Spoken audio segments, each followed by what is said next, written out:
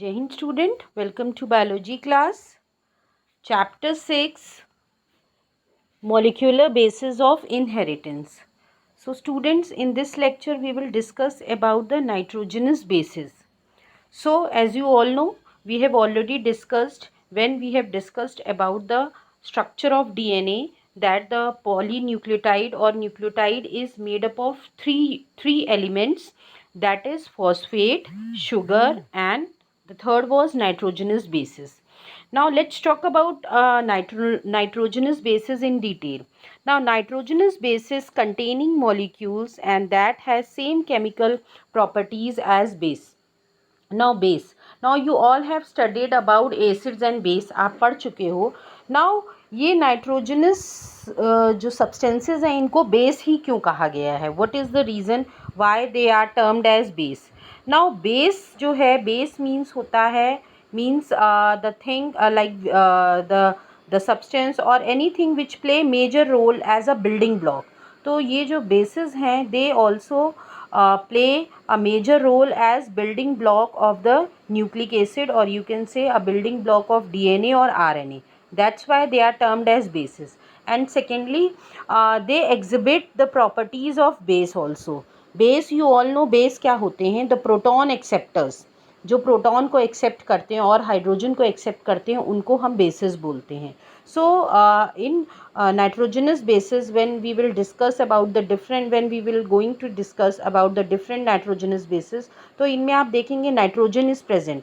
सो अगर हम बात करें एमोनिया की, एमोनिया में जो नाइट्रोजन होता है वो उसके ऊपर इलेक्ट्रॉन्स होते हैं, लोन पेयर्स होते हैं, एंड दैट मीन्स कि it can form ammonium ion bye drawing a positive hydrogen ion. Means उसके अंदर कैपेबिलिटी होती है कि वो हाइड्रोजन आयन को से मिल के क्या बना ले? अमोनियम बना ले.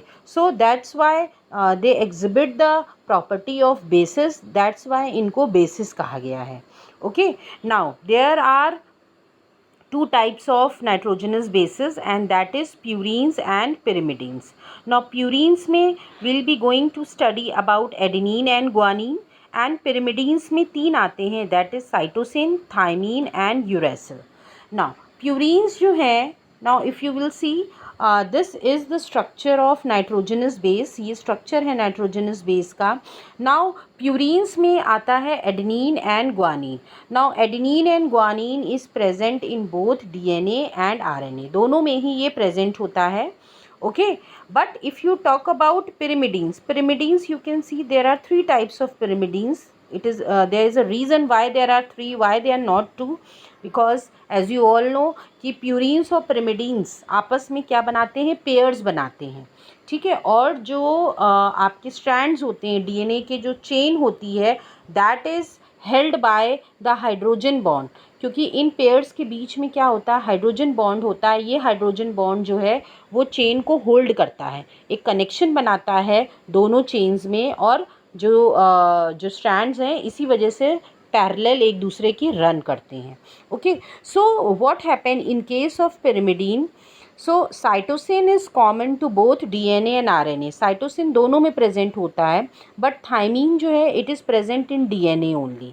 सो in case of RNA the bond is made not by thymine but by uracil. So adenine जो है वो यूरेसिल के साथ बेस पेयर्स बनाता है इन case of RNA, and in case of DNA adenine जो है थाइमीन के साथ बेस पेयर्स बनाएगा. Okay, and guanine will make the base pair with cytosine. So in this way the pairing occur.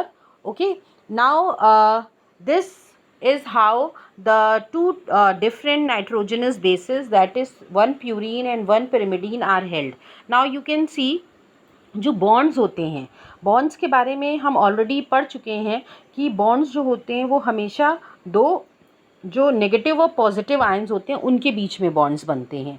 So here also the condition is same. Now you can see a bond between guanine and cytosine. Now here जो oxygen है और hydrogen है, so oxygen is electronegative in case of here you can see, and hydrogen is positive. So again there will be a bond.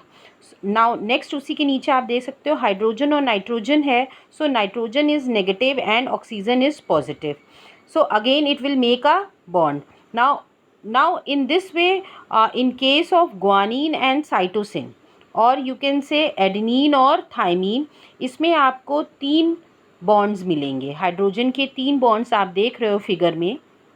Okay, 3 bonds are present.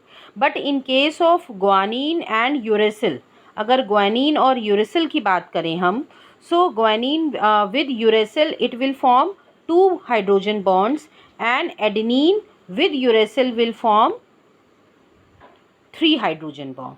ठीक है, तो adenine जो है uracil के साथ आप देख रहे हो 3 हाइड्रोजन बॉन्ड्स बना रहा है, और यूरेसिल ग्वानिन के साथ बना रहा है 2 हाइड्रोजन बॉन्ड्स।